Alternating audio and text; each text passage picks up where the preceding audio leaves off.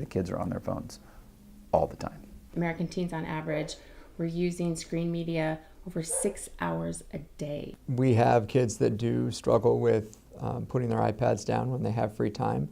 People walking down the street and, looking at their phones and not looking up and making eye contact and communicating, and just an overall concern for our kids' mental health.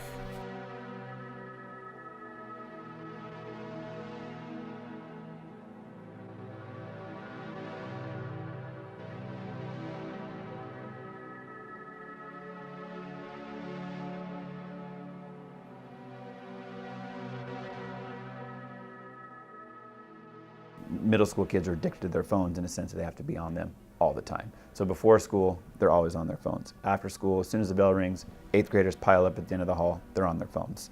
We're seeing an increase in isolation, school refusal, an increase in teen suicide rates.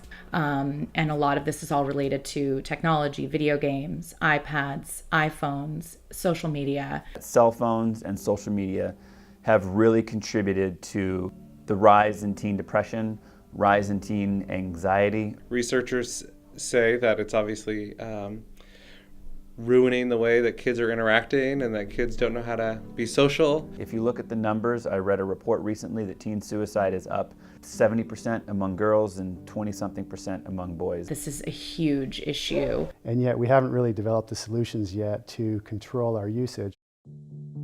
Since the explosion of technological advancement in 2011, things have never been the same. The creation of the iPhone, social media, and advanced gaming gave people a new hobby and created a multi-billion-dollar market, electronics.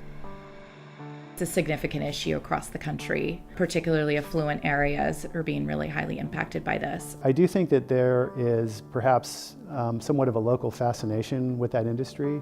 Technology use in our community is more of a problem due to the companies that are within our region, within the San Francisco Bay Area. We have a number of hugely successful technology companies. I think they have enormous appeal to people. So I do think that we have a little bit more risk in our community and environment than you might have elsewhere in other parts of the world or the country. It should raise a red flag that even Silicon Valley executives like Steve Jobs and Bill Gates refuse to let their kids have phones. Do they know something we don't? I do wonder why Bill Gates and other technology folks have made the decision not to give their own children access. You do hear a lot in the news about a lot of Silicon Valley executives really not allowing their kids to have screen time or to have phones until much later. In terms of social media and companies marketing towards kids, they are getting that hit of dopamine, so yes, they do become addictive. At a higher level, you have all these companies competing with each other to create these great products that are competing for someone's attention. And yet no one's really watching the welfare of kids, teens, or for that matter, adults as well. Electronic addiction is a problem that gets worse every year as technology advances.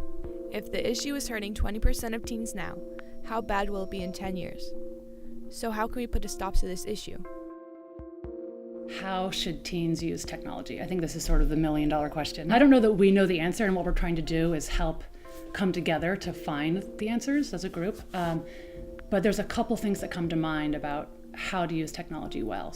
And so I think it's having the skills to be able to engage with the technology properly. We've seen a ton of benefits from that. Those teachers that do use technology regularly are really increasing instructional minutes and the efficiency for which their class runs. And I think that cell phones and media and the social media and the technology is all great. I think it's great, and we have to manage it, and it needs to come in small doses. I think these are tools, and tools can be used and misused. Just like a hammer can be used to build something or destroy it. These are incredibly tempting tools to be using.